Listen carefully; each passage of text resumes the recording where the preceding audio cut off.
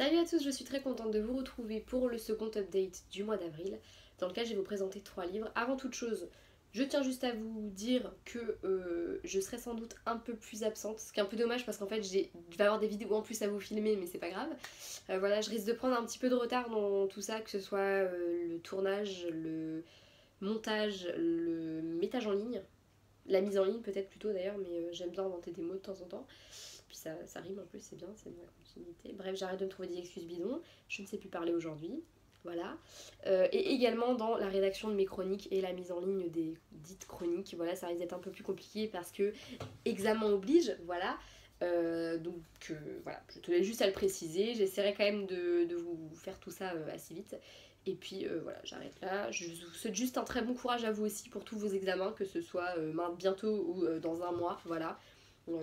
Malgré tout, ça va arriver d'une manière ou d'une autre, donc voilà, bon courage. Et pour ceux qui les ont déjà passés, j'espère que tout s'est bien passé pour vous. Et puis, quand vous aurez tous vos résultats, n'hésitez pas à me dire comment ça s'est passé pour vous. Ça m'intéresse toujours de savoir comment les choses vont pour vous. Voilà. Donc j'ai 3 livres à vous présenter aujourd'hui. Donc Glassword, le second tome de Red Queen de Victoria Aveyard. Ensuite, je vous parlerai d'une fille dangereuse de Teresa Totten. Et enfin, de La faucheuse de Neil Shusterman. Voilà, voilà. Et donc, comme je l'ai dit, on va commencer avec le petit Glassword. Le petit qui m'a quand même tenu 10 jours. Et j'ai encore les boules quand j'en parle.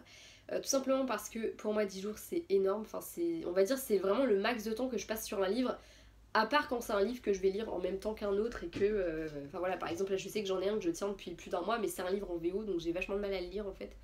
Enfin bref, je suis pas là pour parler de ça. Mais voilà, il m'a tenu vraiment longtemps et il m'a vraiment plombé mon mois d'avril parce que j'avais vraiment bien commencé le mois. 3 lectures en une semaine et demie, c'est plutôt pas mal quand on a la fac et le boulot à côté. Voilà, je trouvais que c'était un bon score, on va dire. Et en fait, voilà, ce petit est arrivé et a complètement, lamentablement fait ramasser mes plans de beaucoup de lectures au mois d'avril. Voilà, voilà, donc voilà. Glassword, qu'est-ce que c'est? C'est la suite de Red Queen. Et Red Queen, qu'est-ce que c'est? Eh bien, c'est un livre dans lequel on va découvrir un univers bien particulier dans lequel sont divisés les gens de par leur sang. On a d'un côté les sans-argent qui ont développé des dons particuliers. Donc, on a par exemple... j'ai des gros trous sur les noms de famille, mais on a une famille qui maîtrise le métal. Donc ils peuvent faire des petites araignées de métal, je me rappelle de ça, ça m'a marqué. Normal, c'est une scène très marquante aussi, donc voilà. Et voilà, on a tout ça, donc évidemment, eux c'est le haut du panier, on a les nobles et surtout les têtes couronnées, tous les gens importants sont argent. Et de l'autre côté, on a les rouges qui eux n'ont absolument aucun pouvoir, qui sont le peuple, vraiment dans le sens très peu peuple comme on a dans l'histoire, dans notre histoire à nous. C'est vraiment le fond du panier. Des gens qui ne mangent pas à leur faim, qui vont être les premiers envoyés à la guerre, c'est vraiment la chair à canon de base. Voilà, des gens dont personne ne se soucie à part eux-mêmes en fait, et leur famille. Et voilà, ils sont un peu vus comme les moins que rien de ce monde. Mar est une rouge, mais un jour on va découvrir, et elle aussi d'ailleurs, qu'elle a des pouvoirs spéciaux, et pourtant elle est bel et bien rouge, hein. C'est pas, son sang est rouge, elle le sait. Alors, qu'est-ce que c'est? Une anomalie voilà, qui n'arrivera qu'une fois ou une mutation génétique? Est-ce qu'elle est toute seule? Est-ce qu'il y en a d'autres? Elle ne sait pas, mais elle est bien décidée à le découvrir, seulement elle est peut-être pas la seule à le vouloir. Et surtout, les argents ne veulent surtout pas que ça se sache, surtout la couronne, ils ne veulent pas que les autres argents se doutent que des rouges peuvent avoir des dons comme ça. Et d'un autre côté, les rouges ne doivent pas savoir non plus ça, sinon, bouf! Déjà que la rébellion est en marche et bien en marche, il faudrait pas qu'en plus on leur procure des armes. Donc ils prennent Mar sous leurs ailes et elle va intégrer la famille royale tout simplement pendant un temps. C'est dans cette optique que va se dérouler tout le tome 1, donc on va vraiment découvrir toutes les ruses de la cour. C'est vraiment très intéressant, cette nana qui arrive d'un petit village paumé, qui arrive dans le palais royal. On imagine très bien la nana qui arrive chez Louis XIV, un peu, ça fait un peu ça, même si j'ose espérer que Louis XIV était moins un salopard que les argents qu'on découvre là, mais voilà. C'est un peu cette idée-là de la nana du peuple qui découvre voilà, la couronne et l'envers du décor également, parce que c'est aussi beaucoup de ça. Et voilà, donc, le tome 1 était un gros coup de cœur, mais alors le tome 2, bon sens que j'ai vite déchanté. Je savais que j'allais moins aimer ce tome 2 pour bien des raisons. Déjà parce que par rapport aux choses mises en place dans le tome 1, j'avais plus ou moins une idée du chemin qu'allait suivre un peu le tome 2, donc je savais que ce serait plus lent. Et en plus de ça, j'ai lu des avis pour, voilà, pour un peu, voilà, et je savais que beaucoup avaient été déçus et trouvaient ce tome beaucoup plus lent. Et de fait, il est beaucoup plus lent. Il est très long. Et je parle pas de sa longueur en termes de pages, etc. Parce que bon, les chapitres sont relativement longs, mais et c'est un roman un peu épais quand même. Mais voilà, c'est pas non plus le roman le plus gros que j'ai jamais eu à lire. Et pourtant, mais qu'est-ce qu'il est lent! Il se passe pas énormément de choses tout le temps. Il y a des chapitres qui ne servent presque à rien. Et puis surtout, il y a vraiment quelque chose de... Je saurais même pas dire ce que c'est parce que pourtant il y a de l'action, mais il y a une langueur dans tout le roman, il est pesant.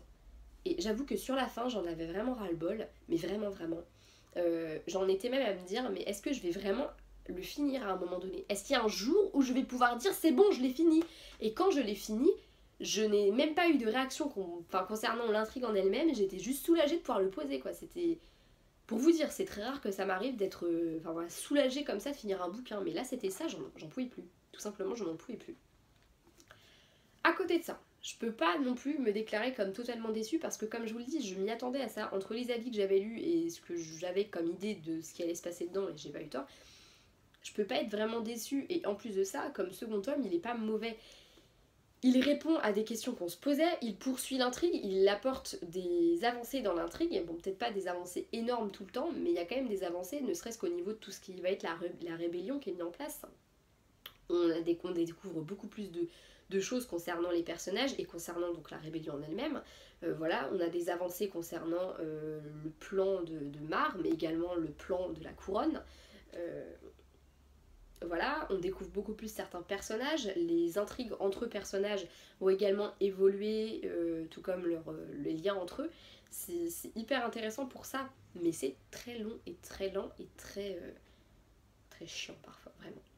Il y a vraiment un petit côté redondant parce que Mar en fait a une mission dans ce tome-là et bah, malheureusement ça se répète beaucoup. Et moi, ce qui m'a énormément... ce qui à la fois est normal et ce que en fait, c'est le truc que je reproche le plus à ce livre en même temps sans sentir que j'ai le droit de le faire en fait. Je reproche à ce livre le côté trop introspectif de ce personnage principal parce qu'en fait, même les scènes d'action sont au profit de l'introspection. Alors ça, quand ça dure une bonne partie du roman, mais qu'on n'en oublie pas totalement l'action, ça passe. Mais moi, pour moi, ça passait au-dessus de l'action. Et même dans les moments d'intense action, on a tout le temps ce personnage de Mar qui se remet en question constamment, qui réfléchit à la personne qu'elle est en train de devenir, etc., etc., etc. Et oui, c'est vrai, c'est normal, c'est pour ça que je peux pas en vouloir à l'auteur d'avoir fait ça, parce que pour moi, avec tout ce qu'elle vit, elle ne peut que se poser des questions sur la personne qu'elle va devenir, sur tout ça. Donc je peux pas lui en vouloir à l'auteur d'avoir fait ça, c'est normal, mais je trouvais que parfois c'était trop, et je trouvais que les scènes d'action, du coup, elles en étaient un petit peu chamboulées et un peu laissées de côté, et ça m'a dérangée. Voilà. Donc c'était un peu une lecture compliquée pour moi, j'en avais vraiment marre à la fin, voilà. Donc, comme je vous l'ai dit, il y a de bons éléments malgré tout, mais voilà, pour moi c'était vraiment pas un tome à la hauteur du premier en fait, c'est ça le gros problème. C'est que cette longueur m'a vraiment pesé, cette longueur m'a abruti honnêtement. J'en avais vraiment marre, très marre. Et voilà, et je suis contente d'en être venue à bout, voilà, et surtout d'avoir trouvé des lectures après qui m'ont fait du bien. Parce que là, après ça, c'est un coup avoir une pelle de lecture parce que ça nous a gonflé en fait.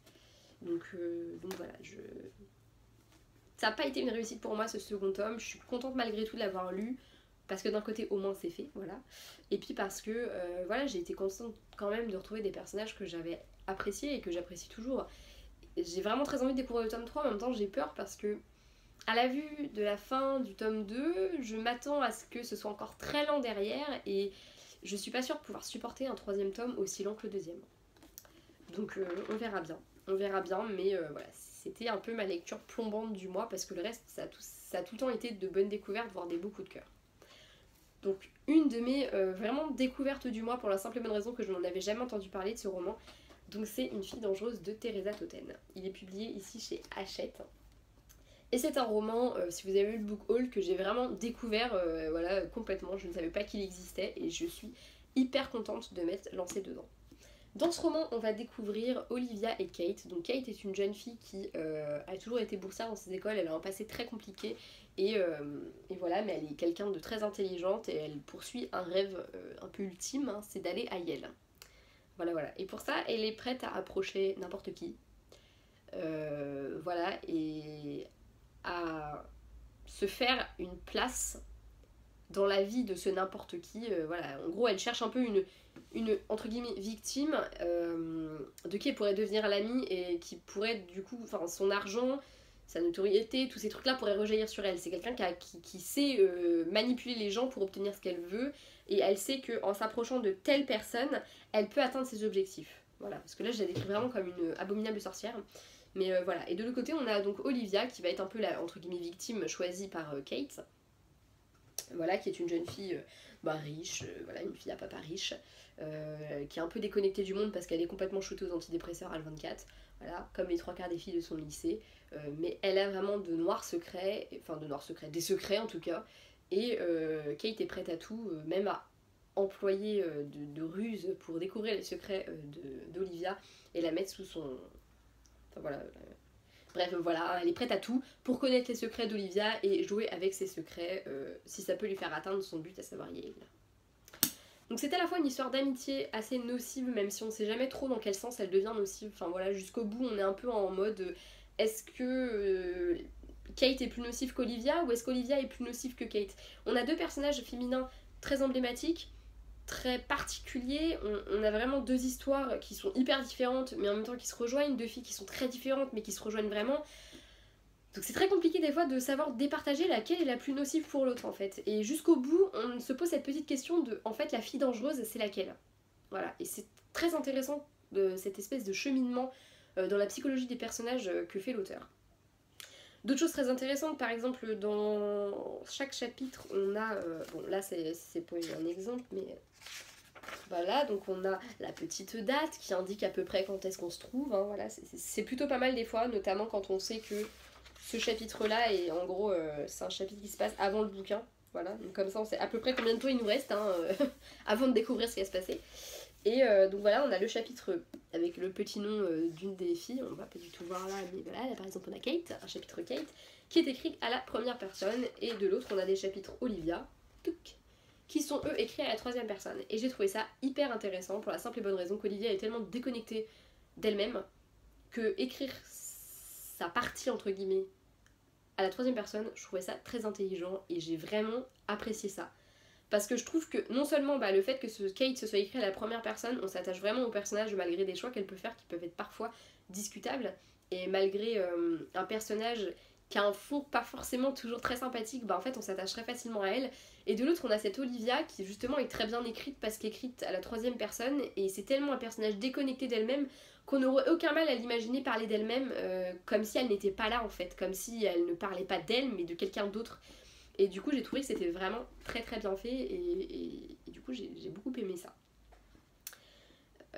Après ce roman ne traite pas juste de l'amitié entre deux filles un peu malsaines, il y a beaucoup plus autour puisque va y avoir un personnage masculin qui va entrer en ligne de compte et un personnage qui a également de gros soucis en termes psychologiques je pense. Voilà, on a constamment des personnages où on peut se poser des questions sur leur santé mentale et des personnages qui sont très manipulateurs et j'ai vraiment aimé ça. Voilà, découvrir des personnages comme ça. On a vraiment de très très bons personnages et ils sont racontés d'une très bonne manière je trouve. L'auteur a su trouver la bonne façon d'aborder les choses. Le sujet n'est pas toujours très facile, hein. Il y a vraiment des scènes qui sont un peu particulières et je pense qu'elles ne sont pas non plus à faire lire à n'importe qui, je pense. Mais voilà, c'est vraiment un bon bouquin et je suis super contente de l'avoir lu. Déjà parce que toutes les histoires d'amitié un peu particulières, moi ça m'intéresse vachement. Enfin voilà, je sais que j'ai vu le film. Oh, je vais pas y arriver. Hein. J'ai vu le film Respire qui a été adapté d'un roman et j'avais vraiment aimé cette histoire d'amitié un peu nocive. J'ai lu un livre aussi, c'est La beauté du mal. C'est que des histoires avec des amitiés un peu particulières où il y en a une qui est très manipulatrice, etc. Et ça rejoint un peu ce type de roman, même si en fait c'est pas que ça. Ce bouquin c'est un thriller très girly, très voilà, on a vraiment un côté très girly avec c'est des adolescents, donc forcément voilà, on a un peu la mode qui est abordée, on a les gars, enfin le côté voilà c'est des filles, donc forcément il y a des garçons qui sont abordés, voilà, c'est tout ça. On a vraiment ce petit côté girly adolescent qui est très sympa. Et à côté de ça, on a vraiment quelque chose de beaucoup plus profond et de beaucoup plus fort derrière, avec des personnages qui ont un passé très trouble et très compliqué aussi, l'une comme l'autre. Hein. t'as les unes comme les autres parce qu'il n'y a pas le même qu'elle et on voit bien qu'on a que des personnages qui ont vraiment une psychologie assez particulière et du coup c'est très intéressant à lire et c'est pas juste de l'amitié, une histoire d'amitié, il y a vraiment beaucoup plus et voilà et au final la personne dangereuse, voilà, ça peut prêter un peu, enfin pour moi il n'y a pas qu'une personne dangereuse dans ce roman, il y en a vraiment plusieurs et je pense que si vous le lisez vous saurez de quoi je veux parler et voilà, donc je vous le conseille vraiment vivement parce que moi j'en ai trop peu entendu parler, je trouve ça dommage parce que c'est vraiment un bon livre. Et voilà, et n'hésitez pas à me dire si vous l'avez lu ou si vous comptez lire ce que vous en avez pensé. Également, je fais un peu de pub pour le blog. Si jamais vous êtes de ceux qui ne lisent pas plus que ça le blog et qui préfèrent regarder les vidéos ou qui ne savent même pas que j'ai un blog, j'en ai un, hein, il est dans la barre d'infos, n'hésitez pas. J'ai un peu changé le système des chroniques et ça commence avec une fille dangereuse. Du coup, j'ai fait une chronique un peu plus longue, un peu plus détaillée. Donc n'hésitez pas à aller voir et à me donner votre avis dessus, voir si vous préférez ce que je fais maintenant ou ce que je faisais avant. Et voilà. Petit moment auto-pub. Je vais parler du coup de La Faucheuse de Neil Shusterman, qui est un très bon livre d'ailleurs, je tiens à le dire avant même d'avoir commencé, dans lequel on découvre Citra et Rowan. Citra et Rowan donc sont deux jeunes gens qui évoluent dans un monde, le nôtre en fait, mais dans beaucoup d'années, quand la faim dans le monde, les problèmes d'argent, la guerre, tout a été complètement éradiqué. Et surtout, la mort a été éradiquée.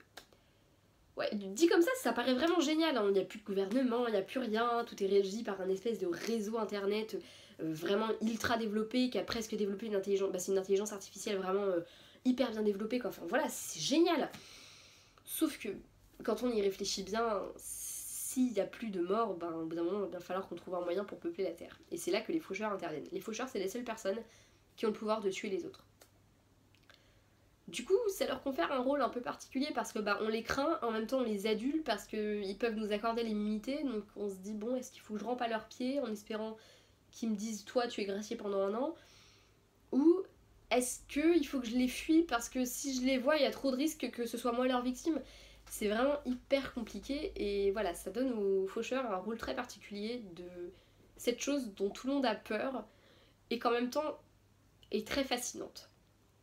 Et Citra et Rowan, eux, n'ont absolument pas décidé de devenir faucheurs, mais ils vont devenir les apprentis l'un comme l'autre d'un faucheur, donc Maître Faraday. C'est Faraday, hein. Je sais plus, j'ai un gros... Ouais, c'est ça, Faraday. J'ai un gros trou là, voilà, donc l'honorable Maître Faraday, voilà. Qui va les prendre sous son aile et leur apprendre le métier de faucheur parce qu'il a décelé en eux ce qui pourrait en faire de très bons faucheurs. Et si au début, comme je vous l'ai dit, ils n'ont pas du tout décidé, ils vont très vite se rendre compte que c'est un but dans leur existence au fur et à mesure de l'apprentissage qu'ils ne se voient pas refuser. Et petit à petit, ils vont finir par se dire qu'ils veulent être faucheurs. Le truc, c'est que sur les deux, il n'y en aura qu'un qui sera faucheur. Et petit à petit, les choses vont faire que ça va vraiment devenir une question de vie ou de mort. Parce qu'il y a mon chat qui fait je sais pas quoi derrière, c'est un peu chelou. Bref. Ce roman est juste génial, je trouve que le monde dans lequel on pénètre est vraiment top et qu'il se pose vraiment de très bonnes questions concernant est-ce qu'au final ce qu'on cherche à éradiquer, est-ce que ça vaut la peine de l'être en fait. Est-ce que à partir du moment où il n'y a plus toutes ces choses, notre vie elle vaut encore la peine d'être vécue. Parce qu'on a vraiment des personnages qui stagnent en fait complètement. Parce que de toute façon ils n'ont plus de but dans la vie, ils n'ont plus de peur à part les faucheurs. Et franchement, il y a très peu de chances d'être fauché, enfin, ça représente un rien, quoi. Il y a vraiment tellement de questions qui viennent se poser que j'ai vraiment trouvé cet univers vraiment génial. On a des êtres humains qui n'ont plus de sens dans leur vie, en fait, et qui n'en cherchent même plus. Voilà, ils ont absolument dompté tout ce qui est à dompter dans l'univers. La science n'a plus de secret pour eux. Donc, en fait, à partir de là, le savoir absolu, une fois qu'on le détient, qu'est-ce qu'on en fait, une fois qu'on en a fait tout ce qu'on pensait pouvoir en faire, qu'est-ce qui nous reste en fait. Et j'ai trouvé cette question vraiment très importante et vraiment géniale dans ce bouquin, elle est vraiment bien décrite. Voilà, j'aime beaucoup ça. Et en fait, je pense que c'est parce que j'ai autant accroché au monde que j'ai autant accroché au livre en lui-même et petit à petit que j'ai accroché aux personnages. Parce que les personnages, on n'est vraiment pas dans l'introspection. Je disais tout à l'heure qu'on était trop dans l'introspection avec Glassword, et là c'est complètement l'inverse. Je trouve que les personnages sont vraiment très peu abordés, on a tendance des fois même à les survoler un peu, voilà, on raconte leur histoire, mais on n'est pas trop dans l'émotion, peut-être un peu plus avec Rowan qu'avec Citra, parce que Citra est moins dans l'émotion que Rowan, je trouve. Mais voilà, on les survole vraiment, et en fait ce qui fait qu'on va s'attacher à eux et qu'on va vraiment les apprécier, c'est l'histoire en elle-même. C'est à la fois le monde dans lequel ils vivent, où on comprend que bah en fait ils sont décrits comme des personnes vivent en fait dans ce monde-là. Il y a vraiment un rapport entre la manière dont le roman est écrit et dont les personnages sont écrits et le monde dans lequel ils vivent, moi je trouve, et pour ça j'ai trouvé ça vraiment sympa. Mais et surtout l'intrigue et tout ce qui va se passer autour d'eux fait que bah au bout d'un moment on est obligé de s'attacher à eux, parce que bah ouais c'est vrai que bah c'est bien fait quoi, il y a vraiment des choses qui font que bah il y a vraiment une histoire qui se crée qui est vraiment hyper intéressante, et moi j'ai vraiment qu'une envie, c'est de lire la suite, parce que l'histoire qu'on nous raconte est très bonne. Voilà, on a des... Il y a eu tout un moment où moi je me disais mais en fait au final qu'est-ce que ça va raconter, parce que si ça raconte juste l'apprentissage de deux apprentis faucheurs, enfin de deux faucheurs quoi en gros, c'est pas non plus le truc le plus intéressant. Et puis hop, il va y avoir une première embûche. Puis un deuxième événement qui... Voilà. Et puis autre chose. Et puis autre chose. Et puis des questions qui vont intervenir en... Voilà, est-ce qu'on peut vraiment soigner la nature humaine en enlevant tout ce qu'il y avait avant qui faisait que ça merdait dans notre monde? Est-ce qu'au fond, les gens vont arrêter d'être malsains, d'être des meurtriers, d'être des violeurs, d'être des cinglés psychotiques, des manipulateurs, sous prétexte que maintenant on a éradiqué tout? C'est ça qui est intéressant dans ce tome, dans ce roman et dans ce monde-là, c'est qu'on découvre vraiment les limites de ce que l'humain recherche tout le temps. Et je trouve que c'est vraiment très intéressant. Et voilà, donc après, sous couvert de young adulte, moi je trouve que Chesterman, il aborde vraiment des questions très très intéressantes. Et franchement, ce roman, je vous le conseille vraiment vivement. Voilà. Pas seulement pour ce qu'il raconte, parce que l'histoire est très sympa en plus de ça, mais aussi pour les questions un peu plus philosophiques et psychologiques qu'il va poser sur la nature humaine en elle-même. Voilà. Donc même si le résumé là comme ça, enfin le résumé, la quatrième de couverture ne vous dit rien du tout, hein, y a vraiment quelque chose de très très important dans ce bouquin et de très très fort. Et ne vous arrêtez pas au début, parce que je sais que moi au début j'ai eu un peu de mal à... Bah, comme j'ai eu un peu de mal au début à m'attacher au personnage, j'étais pas trop sûre que ça me plaise. Et au final, c'est un beau coup de cœur, alors je vous conseille vraiment vivement ce roman. Je vais pas en dire plus parce que j'ai vraiment peur en fait de spoiler en abordant un peu trop profondément certains passages. Mais globalement j'ai dit vraiment les points que je trouve les plus positifs et les plus intéressants de ce roman. Donc je vais m'arrêter là à ce sujet. La chronique sera peut-être un peu plus complète, je ne sais pas encore parce que j'ai pas terminé de l'écrire. Voilà. Mais voilà, je ne veux pas trop en dire et en même temps je pense que j'en ai dit assez. Voilà, c'est tout.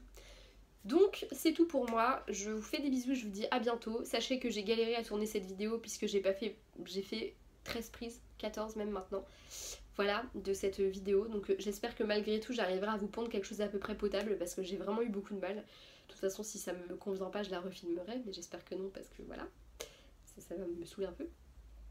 Et sur ce, je vous dis à bientôt pour une prochaine vidéo.